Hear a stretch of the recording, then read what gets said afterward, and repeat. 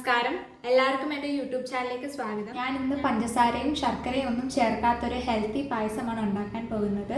അതിന് മുമ്പേ എല്ലാവരും എൻ്റെ ചാനൽ സബ്സ്ക്രൈബും ഷെയറും ലൈക്കും ചെയ്യണേ. അപ്പോൾ നമുക്കത് എങ്ങനെയാണ് ഉണ്ടാക്കുന്നതെന്ന് കാണാം.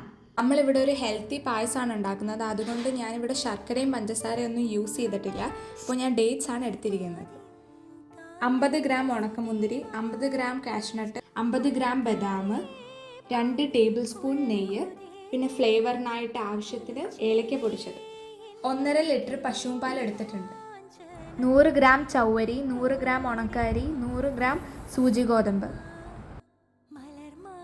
അപ്പോൾ നമുക്കിതെല്ലാം അരമണിക്കൂർ കുതിർക്കാൻ വെക്കാം.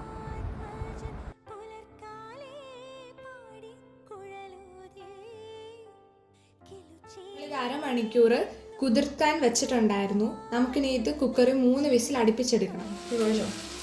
1.5 ലിറ്റർ പാൽ നമ്മളിവിടെ ഒഴിക്കുകയാണ്. നല്ലോണം ഇത് നമ്മൾ തിളപ്പിച്ചെടുക്കണം.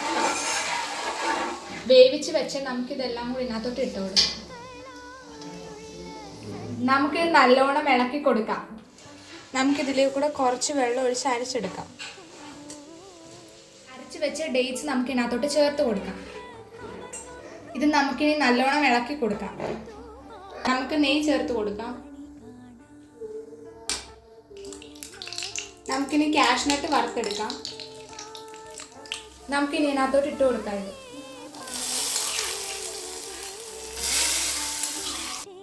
മുമ്പലത്തെ പോണൊക്കെ തന്നെ നമ്മൾ ബദാമും വറുത്തെടുത്തിട്ടുണ്ട്. നമുക്കതിനകത്തോട്ട് ആഡ് ചെയ്ത് കൊടുക്കാം.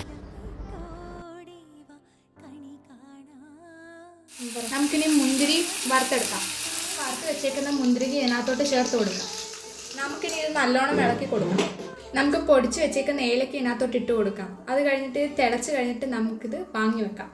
നമ്മുടെ ഹെൽത്തി പായസം അങ്ങനെ റെഡി ആയിട്ടുണ്ട്. എല്ലാവരും ലൈക്കും ഷെയറും സബ്സ്ക്രൈബും ചെയ്യണം.